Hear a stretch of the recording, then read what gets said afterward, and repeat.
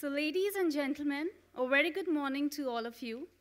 It is indeed a privilege and pleasure to welcome each one of you on occasion of the first anniversary of GST to the GST Mend and Amend seminar conducted by TIOL in association with Dhruva as knowledge partners.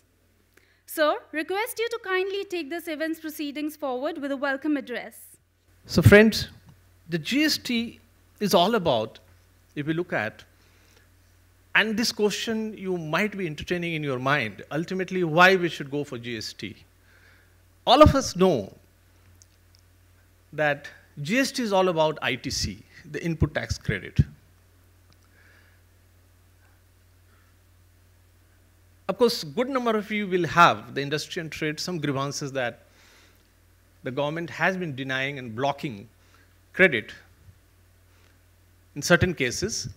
But you must give credit to the government, to the GST Council, that today each taxpayer pays almost 85% of their tax liability through the credit ledger. So what government is getting in terms of cash is only about 15%. Being the citizen, we have equal amount of responsibility to look after the health of the exchequer. As all of us know, the exchequer funds different kind of developmental and welfare schemes. But this does not mean that certain legitimate credit which is due to the taxpayer should be denied. That is where I would like to draw the attention of the Honorable GST Council member that certain credit, perhaps my personal perception, understanding is that it stands denied today not by design, unlike the education cesses, where the government stated its intent right from the beginning that during the transition period, the credit for the education cesses will not be available. Of course, it has been further clarified through amendment, which are likely to be assented by the President of India.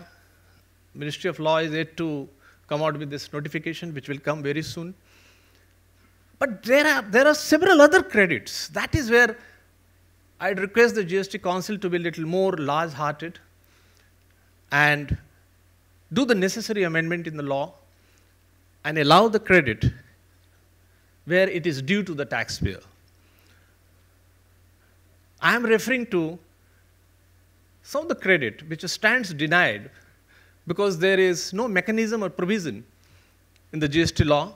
For instance, if a service tax case is decided today, a provisional assessment is finalized today, and the taxpayer pays taxes, he is entitled to avail credit. He was in the erstwhile tax regime. So denying the credit will be a little unfair. That is where the GST Council needs to be a little more large-hearted. Even in the case of customs, for instance, if you look at some of the export promotion schemes, if CBD and SED is paid today, in case of any default, unfulfillment of export obligation, then the credit is not available. A similar case perhaps can be seen in case of textile traders, what happened after the introduction of GST. If you look at, for instance, Medicinal and Toilet Preparation Act, the excise duty paid is not available. It doesn't fall in the category of eligible duties for taking credit. So there could be several examples where I personally feel that the GST Council has not applied its mind. These are legitimate credit which should go to the taxpayer. And I'm pretty sure the government is not very keen to grab this kind of revenue. If objective is to give a boost to the revenue collection, this cannot be certainly the intent. With these words, I would like to conclude and once again welcome all the speakers, all the guests, all the participants. for this event, for encouraging us, for motivating us. And I'm very sure that when you walk back to your own destination, you will have a very different opinion about this new destination tax we are talking about today. Thanking you, and welcome again.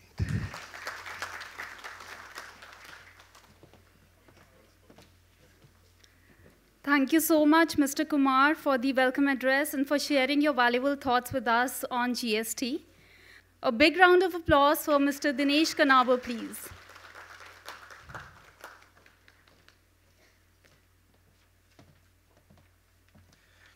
The first point which I would really like to make, and Shailendra did allude to it very briefly, but I think I didn't want to lose out on the importance of this point, is the emerging role of technology. When GST was introduced, and prior to that happening, really tax was something which was largely a manual function. Very rarely did we understand how was technology relevant. And just looking at the vast amount of data which is required now to be processed, the increasing importance of technology. And if there is one thing which I must commend here, is that the government seems to be far ahead on the journey of technology than what private sector has been today. We see many of the private enterprises today invest hugely on technology, particularly when it comes to matching of the debits and credits, doing 20 other things. But that emphasis was very rarely there before GST got introduced. And I think the government creating that awareness, that platform, is very, very important. And I do think that as time goes by, as more and more data goes into the government analytics, one will find the ability of the government to respond far more better on the needs of the country, really to see where is evasion happening, what is it that needs to be plugged, and I think that's a very, very important development. The other comment I would like to make is that when you look at GST and the way it has been implemented, probably very rarely has one seen any new initiative being implemented with a degree of conversation, a degree of engagement that one has seen in GST. The number of meetings that the GST Council has had, the number of clarifications that have come out, the number of things that have been addressed on an ongoing basis is really very, very welcome. Are there open issues? There are indeed many, many open issues. Just a couple of days back, we were working with CREDAI to go back and say, what is it that needs to happen on the real estate sector? How is it that one can really ensure that a number of issues which are open out there on the credits which are available to an entity, once a project gets complete, does not get lapsed, number of things which need to be addressed. But the fact is that the journey has taken us quite a bit ahead. There are a few open issues and we do need to address those open issues.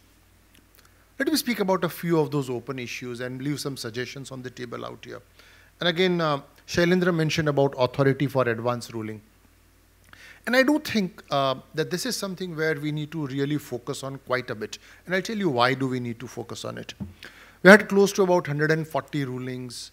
Are the rulings consistent with the government's own interpretation of law? And I would dare to say that no, it is not, that would not be a right proposition. I'll give you a couple of very quick examples. So for example, we have this whole controversy on solar panels. Is the installation of solar panel a work contract on which 18% tax is required to be paid, or is it supply of goods on which 5% gets attracted? And to my knowledge, the government itself would probably like to believe that this is something on which 5% tax should be attracted, and if it is an 18% tax, probably an industry which has been so critical and development is really something which is going to miss out on. How do we address this quickly?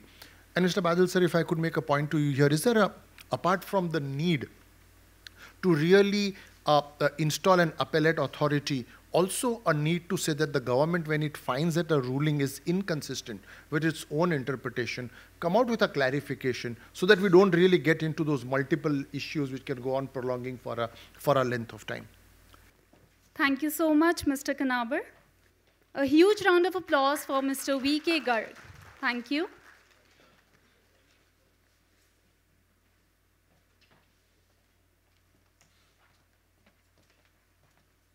Somehow when we talk about GST, we think as if it came last year, you know, one is celebrating and so on and so forth. My personal understanding is that it was a process. India's encounter with value-added tax systems at least began in 1986, if you don't go back to 56A, pro forma credit, when some kind of credits were available. So the central government embraced what they call Mod VAT in 1986, and expanding the scope of coverage of goods, and then finally services, and services credit into services in 2004, cross-mutualization of credits, and state VAT.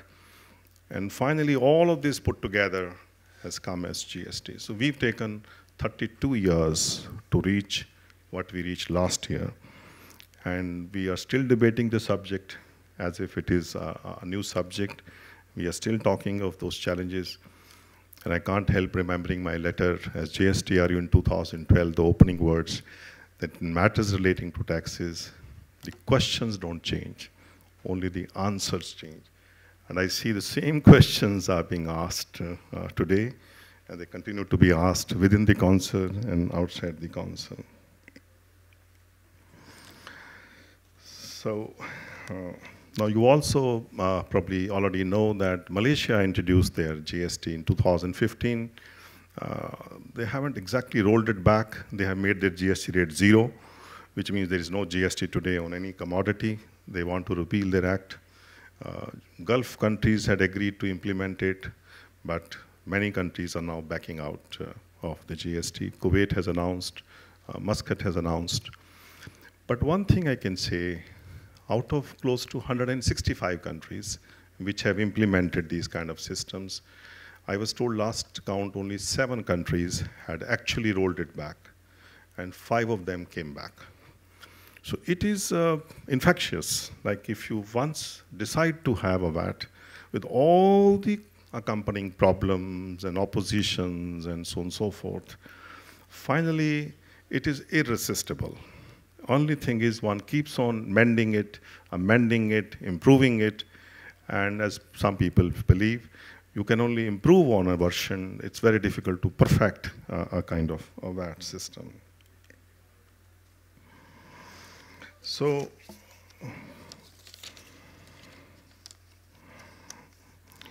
and we also need to be mindful that, because the title of today's talk is Mending and Amending, personally I'm getting an impression that every amendment does not mean it is mending the act. It may take you back. In fact, it may take you back by several years.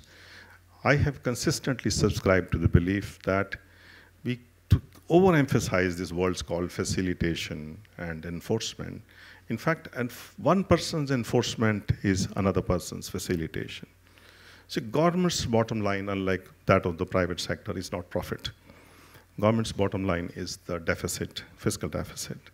And if the fiscal deficit is not managed, then you will keep having a problem in a revised form somewhere or the other. And I feel very confident now that I attend the council meetings that if the revenues were to improve and they were to become what probably state and central governments put together feel is a comfortable number, then one could hope that many irritants which people have with various provisions or lack of credits, etc., would also wither away. Thank you so much, sir, for sharing your valuable thoughts with us. A big round of applause for Mr. Dutt, please. Thank you.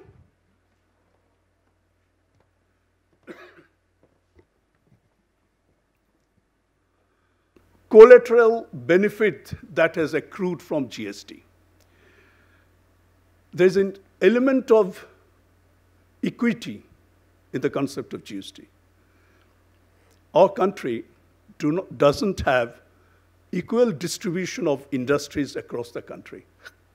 Certain states like Gujarat, Maharashtra, Karnataka, Tamil Nadu, Delhi, highly industrialized, and some states like Bihar, eastern part of UP, your Bengal, Orissa, highly popular states, Northeast, but they're industrially quite underdeveloped.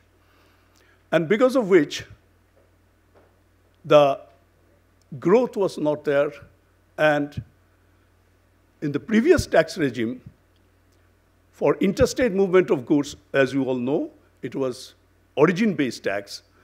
So the states were not getting anything. Those states, the destination states, were not getting anything.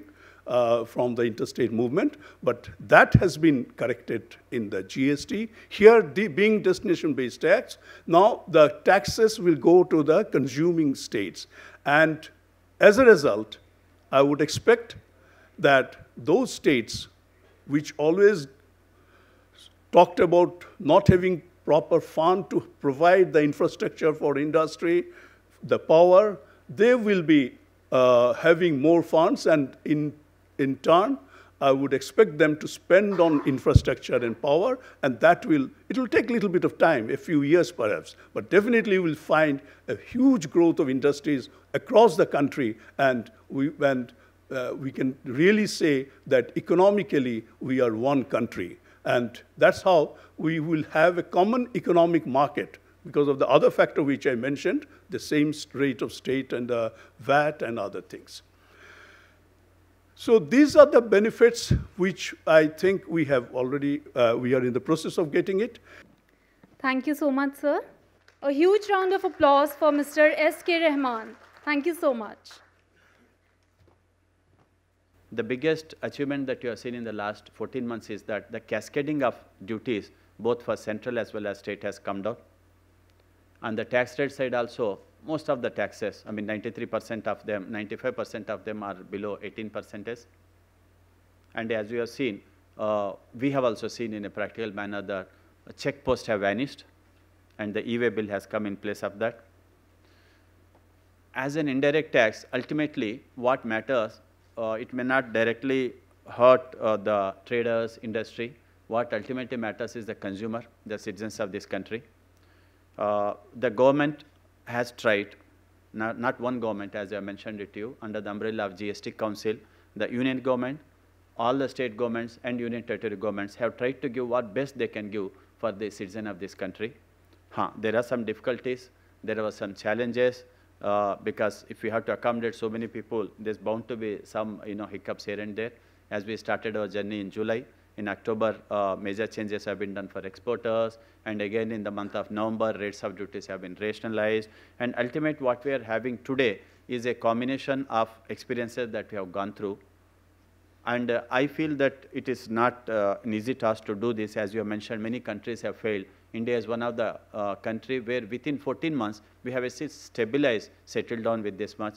As you have seen, around nearly 50 lakh new taxpayers have been added to the tax base. Today, we are around 1.44 crores of taxpayers we are handling.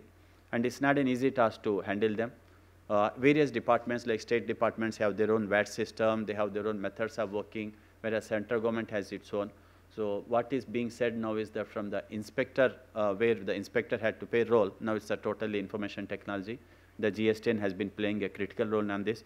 Right from the returns to refund, everything goes into online only. The point that I'm trying to make you realize is that the government is trying to understand the needs of the industry. The government is listening to you. The government is taking care of all the necessity what people are asking. I can tell you personal level, I'm working as Additional Director General in DGGST, Director General of GST. Every representation, you give it to the government. May it be addressed to the Finance Minister, our Prime Minister, our Finance Secretary, CBEC Chairman, our member, it is marked to us. We process it, we put it up in the note sheet. Many of them have been segregated, and if its addition has to be taken, we have various wings in CBEC, GST policy wing, most of it takes up, and some of them pertain to rate side notification, go to our TRU section. Ultimately, they end up to the fitment committee in the GST Council meeting. And if it matters pertain to GSTN as an independent organization, we forward it to them. We ensure saying that things are solved out. The government has been seriously working upon this. And any person who sends any hard copy of the representation or an email or on the PM's portal, it comes to us as a CP gram.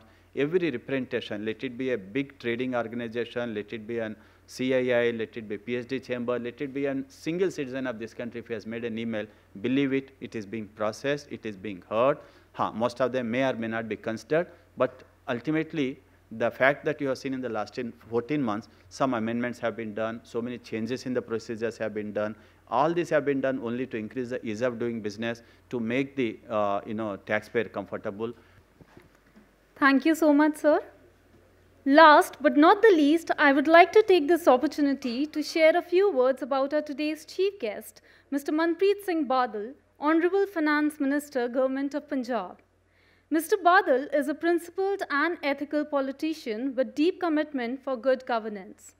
He is an alumnus of Doon School, St. Stephen's College, and University of London. He is a high-energy member of the GST Council and represents the voice of the taxpayers in a meaningful manner. Sir, I request you to share your thoughts with us.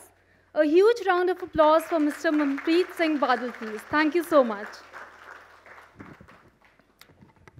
Good morning, everybody. Dignitaries on the dais and distinguished guests, ladies and gentlemen.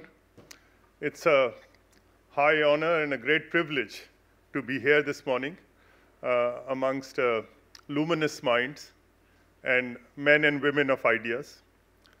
And ladies and gentlemen, I leave it for your consideration that it is the idea alone which progresses civilization in this world. I would start with first thanking Shailendra ji for the invite. And your organizational capabilities, I can see, because you have brought together such a brilliant audience. And also, I think, the tremendous response to GST, which has been running packed houses since the last 60 weeks. For those of you who do not know me, I am a historian by inclination. I'm a lawyer by training, and I am a politician by profession. So I don't have really any deep insights to whatever I'm going to say just now. For a start, when I was a very young boy, I wanted to actually take up a commission in the Indian Army. I wanted to actually join the military because in my part of the world, that was the most popular profession for a young man. But then my mother went hysterical when she realized I was sitting the NDA exam because I was born in 1962. There was a war in 1962. There was a war in 1965. There was a war in 1971. And poor mother thought that every 5 years there's going to be a war. And she just refused that I join the military. And then it was by that time I was in class 12. It was too late to actually become a doctor. So then I said, if I can't lead the military or become a medical practitioner, then I might as well run my nation. So there you have me as Finance Minister of Punjab. But I can say that there is an acute sense of embarrassment amongst policymakers. We've just gone through our 71st year of independence. Independence did not come easy. It came with a lot of physical pain of British batons and bullets. And there must have been thousands and thousands of young men who must have left their happy homes and smiling children and beautiful wives and green fields, who must have left their homes so that people of India could live a life of honor, live a life of dignity, a cultured life, a prosperous life. And there is a lot of embarrassment amongst people of my generation that somehow those dreams have not been fulfilled. How many sitting here this morning would have known that the great patriot Netaji Subhash Chandra Bose had actually qualified for the ICS, and he was actually 4th in the merit list.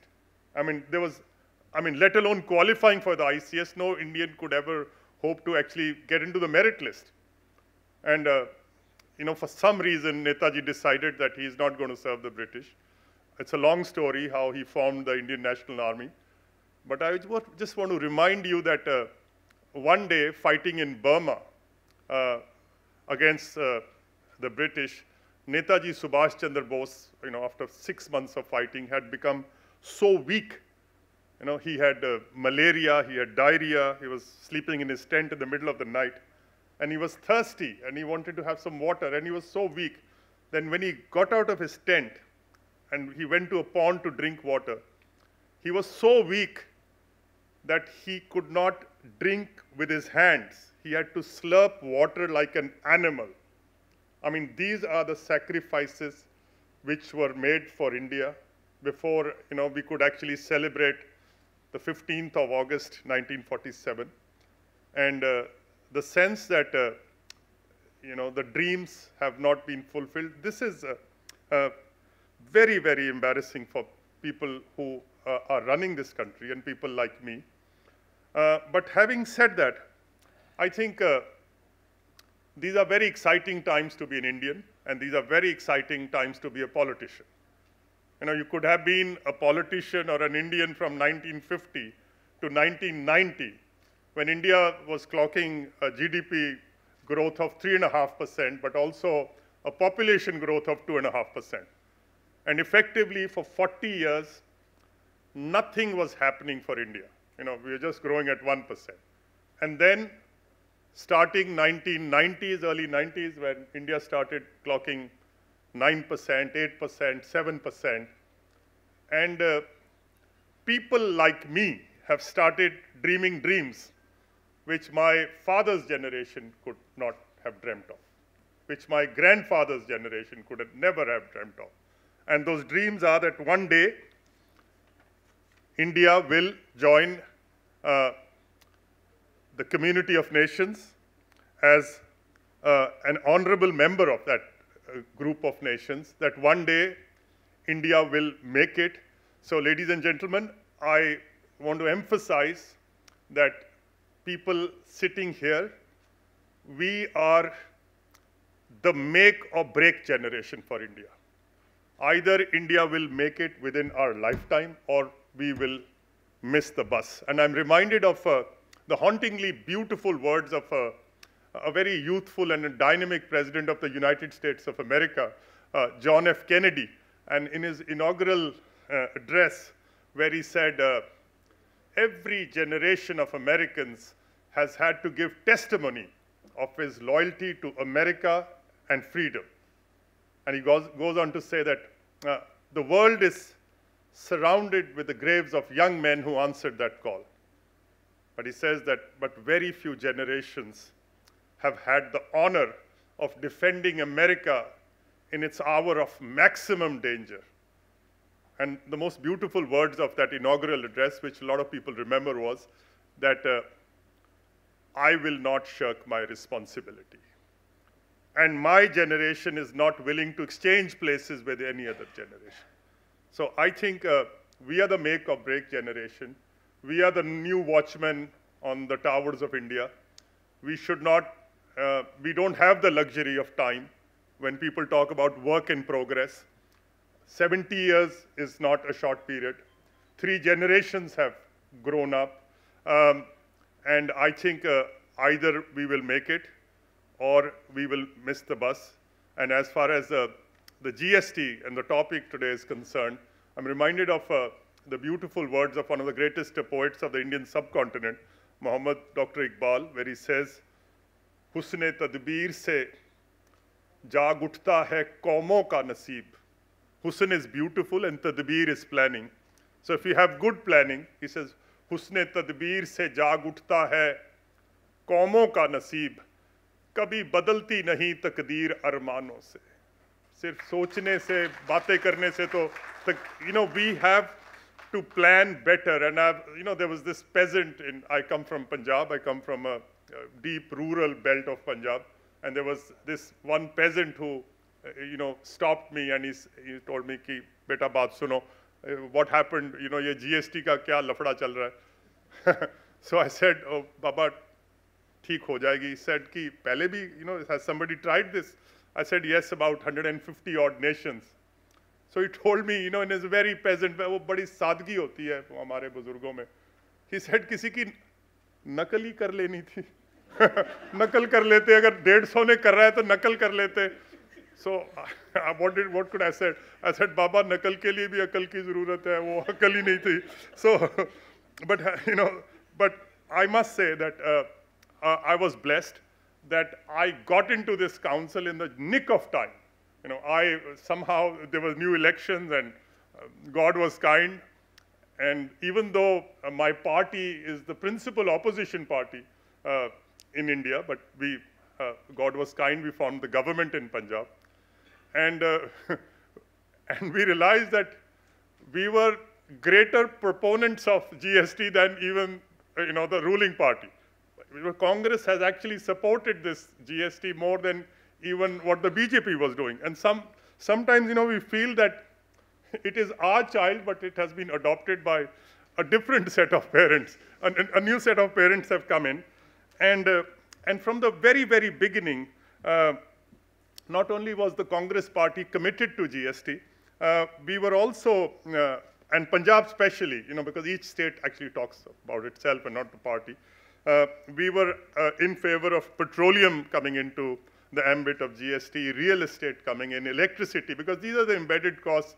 And if we talk about one nation, one tax, then this is something which must be done. And we have also been supporting a single rate, or at worst, 2 rates. We have been talking about MSMEs and so on and so forth.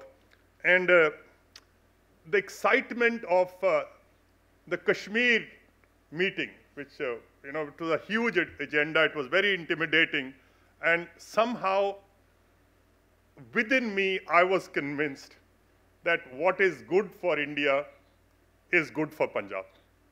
And if you even recall, I was talking to Mr. Majumder, and he was talking about how the purchase tax, Punjab, I mean, which state would have agreed, when you talk about cooperative federalism, to subsume 40% of its tax base, because we thought this was good for India. And I remember in my previous term, as 10 years back as finance minister, and when Honorable Pranab Mukherjee Saab was the Union FM, and when I said Punjab is willing to change its stand, but sir, can it be recorded in the minutes of the meeting today that Punjab has agreed not because we were naive, not because we were foolish, that we didn't realize what we are going in for, but can it be recorded in the minutes that we are doing this?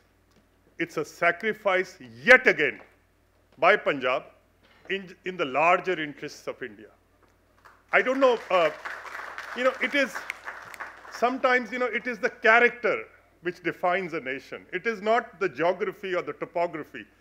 And Punjab has played a unique role in the history of India, a role which is completely disproportionate to Punjab's size and population. And over the years, over the centuries, we have sent our finest sons in the face of great danger to defend the dignity and honor of India. And all we have ever asked in return is enough land to bury those sons who did not come back. So we've never asked anything in return. So my view would be that whatever it takes, India has to be progressed, willingly if possible, but kicking and screaming if required. And within my lifetime, and I hope within the next 10 years, I hope I have another 10 years to live, and I can see that day when India becomes a superpower. And as I said, these are exciting times because population growth has dropped from 2.5% to 1%. GDP growth has started ticking along. And if in the next 10 years or next 15 years, if we can triple our GDP or triple our per capita income, say from $2 trillion to $6 trillion, so then we become a meaningful society. And I remember, but in the very first meeting of the GST, I was a little disheartened because I realized that there were so many ambiguities in the law, and I pointed it out to the Union Finance Minister and the Council then, that my Chief Minister and my Governor's security also becomes liable to GST, because it's and also the liquor, the fee which Punjab was charging, and I remember telling the Union Finance Minister, because he was also holding the portfolio for defense, and he had gone to the forward line, and I said, sir, if you don't do this for Punjab, you might as well leave me at the forward line. I don't want to go back to Punjab again. But so we actually pooled in our resources of intellect, our resources of experience, and in the last, as they say, 29 meetings, we have tried to rectify what was wrong. But as a farmer, I can tell you that before I grow the seed, I prepare the ground. I make sure that there is enough water, there's enough sunshine, and if need be, then I need to protect my crop against pests, against insects. So I get a feeling that somehow we grew the seed but did not take into account whether there was enough water or whether we will be able to defend it against pests. And we met more and more people within what we would call the stakeholders, and we realized that even though Punjab was a very small state, we would have to play a larger role, larger than what was warranted for Punjab. And we argued on the duty inversion on textiles, which would have given a very unfair advantage to the Chinese. We were also arguing against a 28% tax on coffee and 18% on mineral water. Initially, there were a lot of hurdles because we had minuscule support politically within the council. But slowly, our efforts began to yield results. And in the last 14 months, I can say that when we are sitting here amongst fine people like you, and we're talking about mend and amend of the GST, I think these are very heartening results. And but my own mantra would be mend and amend, but also bend and lend. You have to lend an ear to the stakeholder. और जब तक doctor नब्ज पे हाथ नहीं रखता मरीज की, तो उसको क्या पता चलेगा कि रोग क्या है? ये पुरानी बात है, अब तो नहीं, अब तो नब्ज कोई नहीं देखता. And my own feeling is that taxes are actually instruments of economic growth and social justice. And revenue is actually just a useful byproduct. So we must take into consideration the social justice and the economic growth of the nation. I don't want to leave you on that a note where I feel that we could have done better. The fact that GST was introduced in India, I would give it an 8 on 10. But I think uska tariqekar kya hona chahiye tha, we could have actually done better. I think I would give it a 3 on 10. And not because I'm from the Congress party or something, but I think it was a reform of the century. When we were told that when the GST is implemented, state and central revenues would see a buoyancy, exports would be boosted, GDP would grow, it would become a lot simpler. You know, simplification bahut ho jayegi. I think those things have not come about. And how long will it take? I'm not willing to predict, but I'm reminded of this young man from my village almost a century back. He was walking, you know, in those days there were no motor cars, so you walked from A to B. So when he was walking along, he came to the next village, and there was an old man sitting under the tree. And he asked him, Ki, Baba, I have to go to X, you know, so-and-so village. Kitni dur hai? So the old man said, Beta, 3 kos pe hai. There were no miles. We used to calculate distance in kos. So he said, 3 kos pe hai.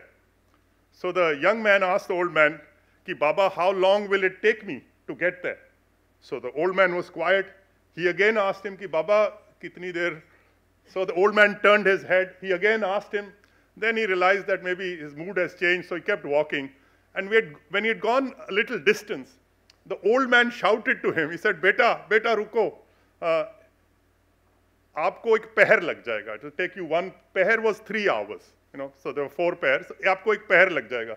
So the young man was a little, you know, agitated. He said, Baba, I asked you 7 times. You could have told me the same thing. It will take you one. Why did you not tell me at that time? Ab itni dur pahunch gaya hu, itni dur se awaaz de rahe ho. So the old man folded his hand. He said, "Beta, मुझे आपकी रफ्तार का, आपकी चाल का नहीं पता था. आप चलते कैसे हो? I have seen you walk now, so I can tell you now. So how long will it take to fix the GST? अभी चाल का नहीं पता चल रहा क्या चाल चलेगी क्योंकि कभी इलेक्शन भी आने हैं, you know, and but once I will be able to tell you, I think maybe post 19 elections. So I really have to wind up because the Punjab Vidhan Sabha is in session and the finance minister can't be away, so I have a flight to catch. But can I again emphasize that point again, which I started my speech on.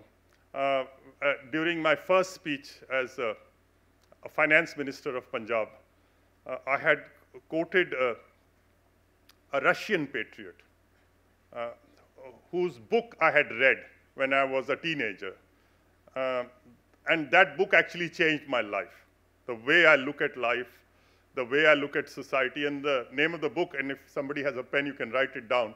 The name of the book was How the Steel Was Tempered by Nikolai Ostrovsky. And that book has been translated into, hundreds of languages around the world. And the thing I quoted in my budget speech was that when Nikolai Ostrovsky says, man's dearest possession is life. It's given to him but once. And he must live this life so that dying, he has no regrets of a mean and a petty past. So that dying, he could say that all my life, all my strength was given to the finest cause in humanity, which is the abolition of poverty from the face of this earth. And I hope all of us can join our heads and hands and intellect and resources that one day, and hopefully we hope to see India as a superpower, and India which is, and we must challenge the enemies of India. And the enemies of India, believe you me, are not China or Pakistan. The enemies of India are its corruption, poverty, lack of access to decent education, housing, sewage, and these are the enemies we must give battle to. And these are the battles which we will have to win in the next decade if India is to become a superpower. And to quote the legendary poet again, Allama Iqbal, and he says, ki hamara kafila azmo yaqeen se niklega. With this azam and yaqeen, the self-belief, hamara kafila azmo yaqeen se niklega, mujhe yaqeen hai rasta yahin se niklega. ऐ वतन की मट्टी मुझे एड़ियां रगड़ने दे, ऐ वतन की मट्टी मुझे एड़ियां रगड़ने दे, मुझे यकीन है चश्मा यहीं से निकलेगा. भी इसी धरती से चश्मा निकलेगा. So thank you so much. आपने मेरी बात इतनी अदब और सब्र से सुनी. वैसे तो मैं गुनाहगार आदमी हूँ, पता नहीं मेरी प्रार्थना भगवान सुनता भी है कि नहीं. But I would still pray कि जितने भी आज आप आए हो इस तकरीब पे, सेमिनार पे, भगवान आप सबको खुश रखे. भगवान आपकी औलादों को खुश रखे, आपके भाइयों को खुश रखे, भगवान आपके माँ बाप को खुश रखे, भगवान हिंदुस्तान की हिफाजत करे और परमात्मा आपको और मेरे को इस मुल्क की, इस धरती माँ की सेवा करने की बुद्धि दे. जय हिंद.